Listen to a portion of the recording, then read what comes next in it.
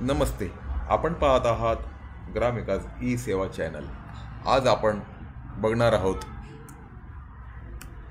विभागीय चौकशीतील दोषारोपांचे ज्ञापन, जोडपत्रे तयार करताना घ्यावयाची काळजी, तसेच दोषारोपांचे ज्ञापन, जोडपत्रे शासकीय कर्मचारी व चौकशी अधिकाऱ्यांना पाठवताना घ्यावयाची काळजी या संबंधीचा शासन निर्णय आहे. सामान्य प्रशासन विभाग मंत्रालय, दिनांक 19 ऑगस्ट 2014.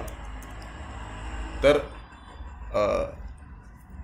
शासकीय कर्मचाऱ्यांविरुद्ध विभागीय चौकशी करण्याचा निर्णय झाल्यावर त्याला विहित नमुन्यातील दोषारोपांचे ज्ञापन व त्यासोबत दोषारोपांच्या बाबी, गैरवर्तनाच्या आरोपांचे विवरणपत्र, साक्षीदारांची यादी व पुराव्याच्या कागदपत्रांची यादी असे 4 जोडपत्रे संबंधित कर्मचाऱ्याला पाठवण्यात येतात. ही जोडपत्रे तयार करणे ही शिस्तभंगविषयक प्राधिकाऱ्याची जबाबदारी आहे. दोषारोपांच्या ज्ञापनासोबतची जोडपत्रके निर्दोष परिपूर्णरित्या कशी तयार करावी याबाबतच्या सूचना विभागीय चौकशी नियमपुस्तिका 1991च्या परिच्छेद 6.4 ते परिच्छेद 6.8 मध्ये दिलेल्या आहेत. दोषारोप ज्ञापनासोबत जोडपत्रे स्वतः तयार करावीत. क्षेत्रीय कार्यालयांकडून जोडपत्राचे मसुदे प्राप्त झाले असल्यास त्याची पडताळणी करून आवश्यक तेथे सुधारणा करावी. ज्या कागदपत्रांच्या आधारे दोषारोप ठेवायचे आहेत ती मूळ कागदपत्रे शिस्तभंगविषयक प्राधिकाऱ्याने स्वतः तपासावी.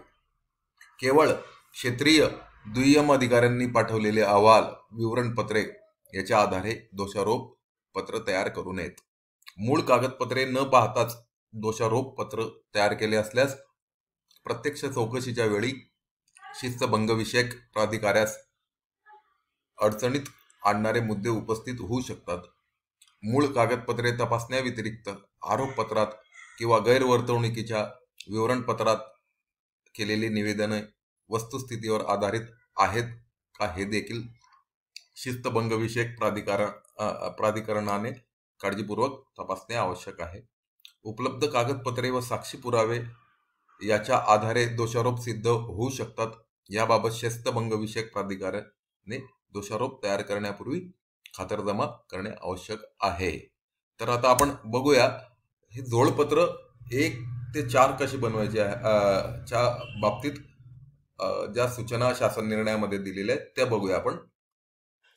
जोडपत्र क्रमांक 1 मधील दोषारोपाच्या बाबी तयार करताना विभागीय चौकशी नियमपुस्तिका 1991 मधील परिच्छेद 6.4 मधील सूचनांचे दक्षतेने पालन करावे.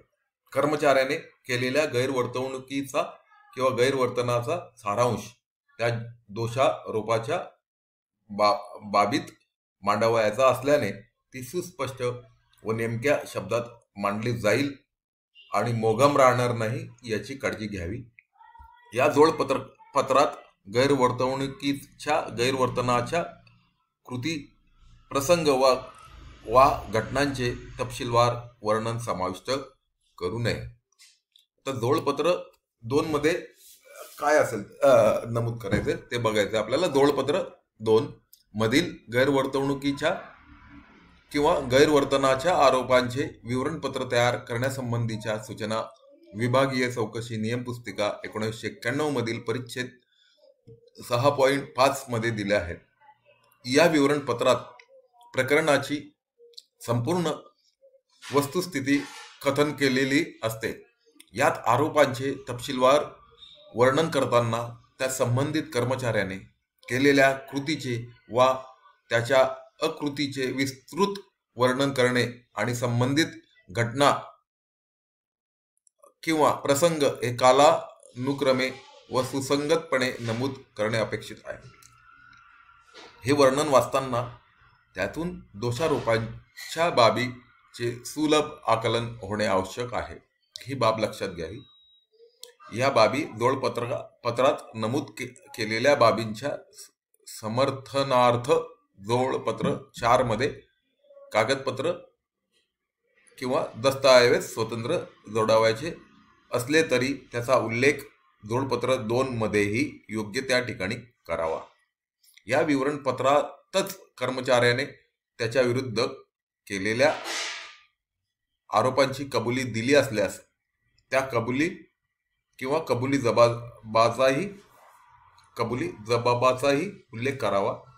एखाद्या प्रकरणात साक्षीदार द्यावायचे नसतील तर ज्या आधारे दोषारोप सिद्ध करण्यात येणार आहेत तो कागदोपत्री पुरावा कसा पुरेसा आहे याची सुस्पष्ट कल्पना जोडपत्र 2 मध्ये द्यायला हवी.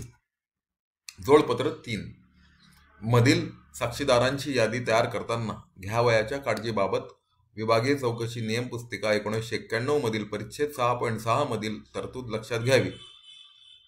प्राथमिक चौकशीच्या वेळी तपासलेल्या वा त्यानंतर उपलब्ध झालेल्या साक्षीदारांच्या यादीची काळजीपूर्वक तपासणी करण्यात येऊन जे साक्षीदार आरोप साधार असल्याबद्दल निश्चित पुरावा देऊ शकतील अशा साक्षीदारांचा यादीमध्ये समावेश करा. विभागीय चौकशीच्या यशस्वीतेमध्ये साक्षीदारांची भूमिका अतिशय महत्त्वाची आहे. त्यामुळे याबाबतच्या सूचनांचे काटेकोर पालन करावे.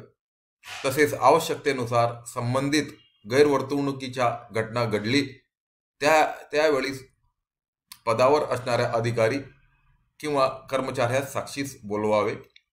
साक्षीदारांची यादी तयार करताना त्या प्रकरणातील अनियमिततांमध्ये संबंधितावर संयुक्तिक जबाबदारी निश्चित होत नाही याची खातरजमा करून घ्यावी.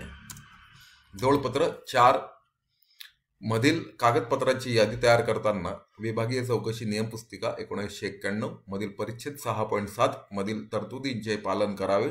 या जोडपत्रात दोषारोप सिद्ध करण्यासाठी आवश्यक असणाऱ्या सर्व कागदपत्रांचा यामध्ये अपचाराच्या कृती वा अकृतीच्या पृष्ठस्थ नियम आदेश अहवाल नोंदवह्यांचे उतारे इत्यादी दस्तावेज असतात समावेश केला पाहिजे. या कागदपत्रांचा जोडपत्र 2 मध्ये योग्य तेथे निर्देश करणेही आवश्यक आहे. अनावश्यक आणि असंबद्ध कागदपत्रे जोडल्याने त्याच्या प्रती तयार करणे, चौकशीच्या वेळीस त्यांचे अवलोकन करणे या प्रक्रियेत साधन संपत्तीचा अपव्यय होतो. कोणत्या दोषारोपासाठीच्या सिद्धतेसाठी कोणती कागदपत्रे जोडले आहेत व त्या दोषारोपाशी संबंधित साक्षीदार कोणते हे विवरणपत्रात कळवावे. अशा सूचना यापूर्वीही वर नमूद केलेल्या शासन परिपत्रक दिनांक 13 मे 2010 अन्वये दिलेल्या आहेत. त्याचे अनुपालन करावे. मुद्दा क्रमांक 6 आहे बचावाचे निवेदन सादर करून दोषारोपाच्या बाबींचे खंडन करण्यासाठी अपचारी कर्मचारी कागदपत्रांची मागणी करतात. त्यांनी मागणी केल्यानंतर त्यांना कागदपत्रे पुरवण्यात कालापव्यय होतो. त्यामुळे कर्मचाऱ्यास शक्य असेल तेथवर जोडपत्रक 4 मधील सर्व कागदपत्रांच्या प्रती साक्षीदाराच्या निवेदनाच्या प्रतीसह दोषारोपाचे ज्ञापन देतानाच उपलब्ध करून द्याव्यात असे शासन परिपत्रक दिनांक 24 डिसेंबर 1985 व 15 मे 1990 अन्वये स्पष्ट करण्यात आलेले आहे. या सूचनांचे काळजीपूर्वक अनुपालन करावे. अपवादात्मक परिस्थितीत जेथे अशा रीतीने कागदपत्रांच्या प्रती दोषारोप ज्ञापनासोबत देण्यात आलेल्या नाहीत तेथे त्याबाबतची कारणे शिस्तभंग विषयक प्राधिकाऱ्याने नमूद करावीत.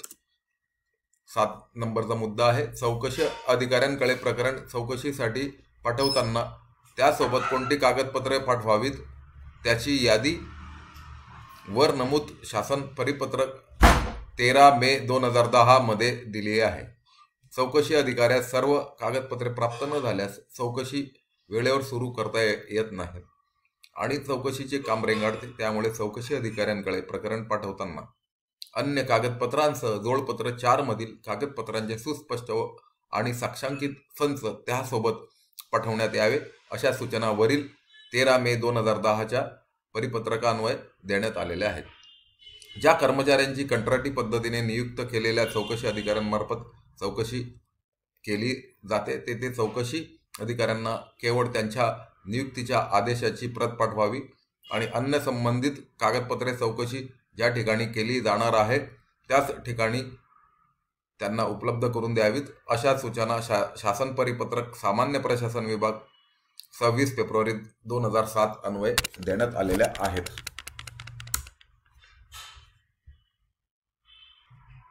चौकशी अधिकाऱ्यांकडे संबंधित कागदपत्रे पाठवण्याची जबाबदारी असणाऱ्या अधिकाऱ्याने याबाबत विलंब व टाळाटाळ केल्यास त्याच्यावर वरील दिनांक 13 मे 2010